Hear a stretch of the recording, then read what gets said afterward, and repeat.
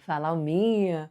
Hoje eu resolvi vir gravar no quarto por conta do silêncio. Os gatinhos também decidiram vir aqui, estão tomando banho, mas o que eu quero te falar hoje é o seguinte: eu, esses dias, resolvi aprontar. Fui com minha filha fazer um piercing novo. Pois é, gente, a pessoa depois está chegando lá nos 40 anos, resolve aprontar umas e outras.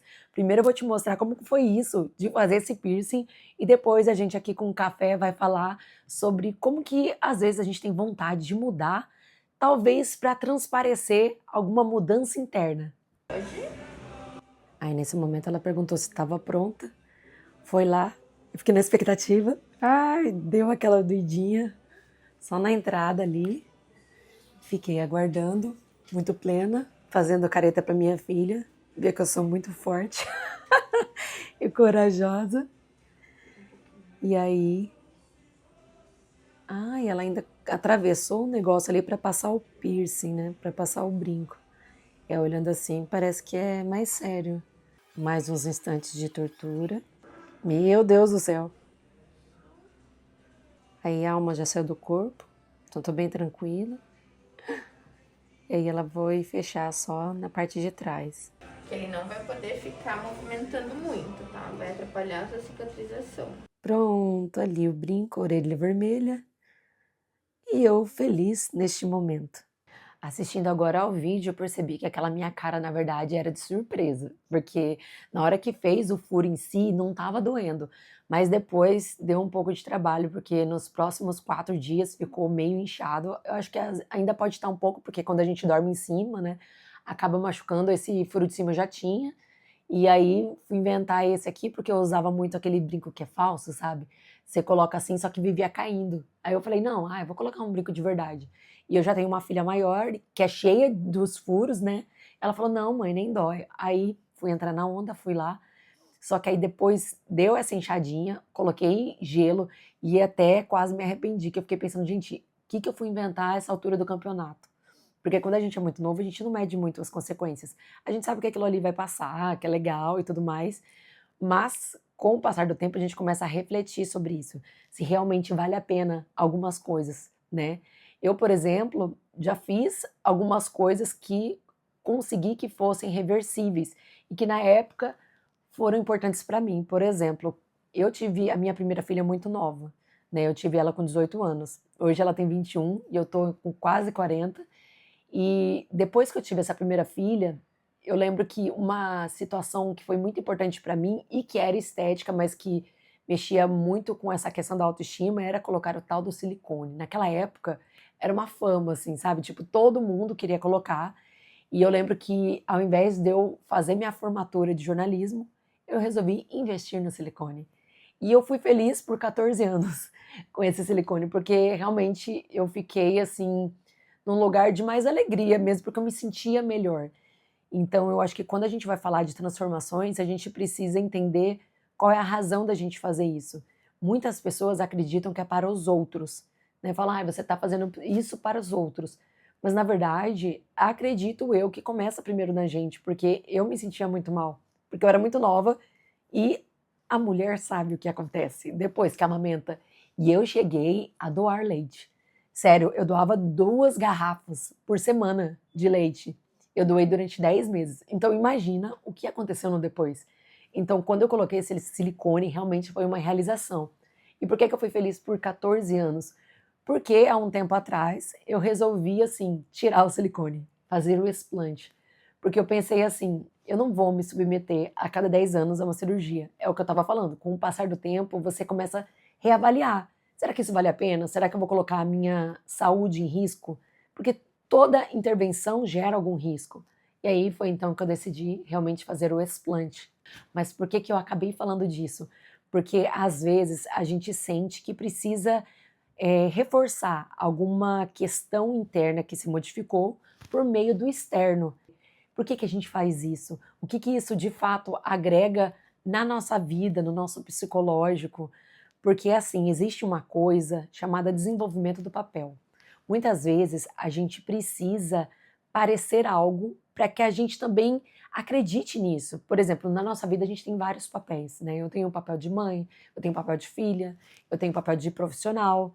E dependendo da circunstância que eu estou, o jeito que eu me visto, o que eu escolho usar, isso me empodera ou me enfraquece com relação à minha comunicação. Por quê? Porque 95% da nossa comunicação é não verbal. E esse não verbal começa já com a primeira percepção, que são os 3 primeiros segundos. Uma pessoa te olha e ela já te julga. A gente faz isso sem pensar mesmo. A gente olhou, julgou. E às vezes a gente precisa transparecer algo para que a gente tenha a oportunidade de revelar o nosso interior. Às vezes, por exemplo, eu vou numa festa, vou num lugar que pede que a gente vista um traje de gala. E aí eu vou lá hippie. Como as pessoas vão me julgar nesse primeiro instante? Será que elas vão ouvir o que eu tenho a falar? Acaba que é uma questão assim que pode ser polêmica, porque tem gente que fala, ah, não importa. Mas quando você vai adquirindo conhecimento, entendendo como a gente pode ter essa versatilidade e como os outros nos percebem, a gente percebe que isso é uma estratégia para que a gente consiga ter essa oportunidade de mostrar depois o nosso intelectual que não é visível a primeiro tempo. A gente primeiro precisa ser aceito para que a gente tenha essa oportunidade. E não é só para os outros essa questão da desenvoltura. Eu, por muito tempo, dei aula de teatro.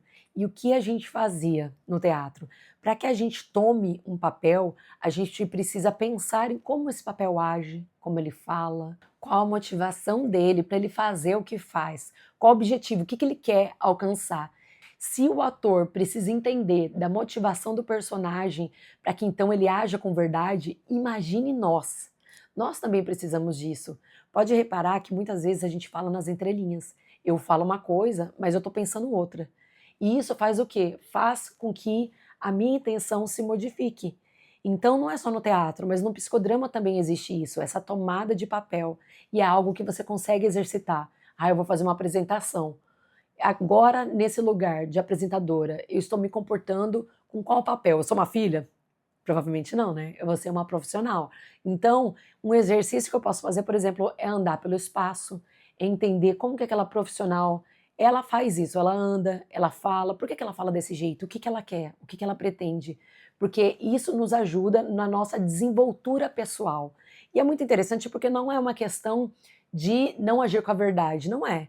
Porque nós agimos diferentes com cada pessoa com quem a gente convive. A gente não é a mesma pessoa, isso é fato, porque nós somos moldáveis. Eu não vou falar da mesma forma que eu falo com um adulto com uma criança, porque ela não vai entender. E assim somos nós nos meios onde estamos.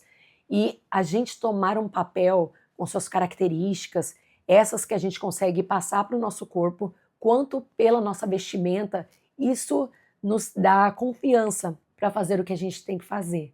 E essa questão da mudança externa não quer dizer que é algo fútil. Muitas vezes a gente se identifica com algumas coisas, porque tem a ver com as nossas crenças.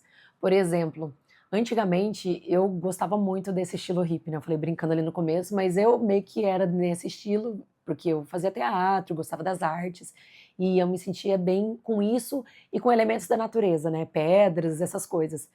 Porque tinha algum rito para mim? Significava algo a mais? Eu sempre acreditei que as pedras têm uma simbologia boa, mas não que representasse muito mais que isso. Às vezes a pessoa usa de um objeto para que ela se concentre nele, no sentido de que eu posso usar um amuleto acreditando que aquilo vai me ajudar de alguma forma, mas essa crença, esse negócio externo me ajuda no interior. Então, isso também pode ter um significado bom. E agora, quando eu quero essa religação comigo mesma, é muito interessante por meio do objeto. Eu já me peguei nesse lugar. Às vezes eu me visto de uma forma mais social e tal, só que parece que muitas vezes eu estou muito afastada da minha própria natureza. E eu gosto de, então, pegar um colar de pedra, é aquele hippie mesmo que eu vou esconder, mas que eu vou usar. E que, pra mim, é como se eu estivesse me diferenciando das outras pessoas.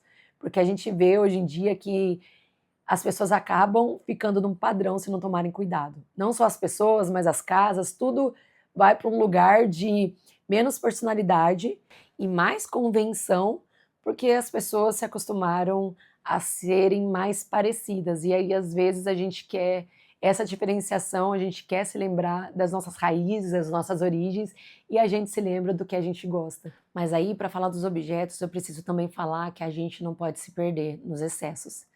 Eu me lembro muito de uma história que eu li e ficou marcante para mim, que é um livro do Eckhart Tolle, Um Novo Mundo, Despertar de uma Nova Consciência. Ele é autor de um best-seller também chamado O Poder do Agora, e ele estava contando a história de uma senhora que tinha câncer terminal.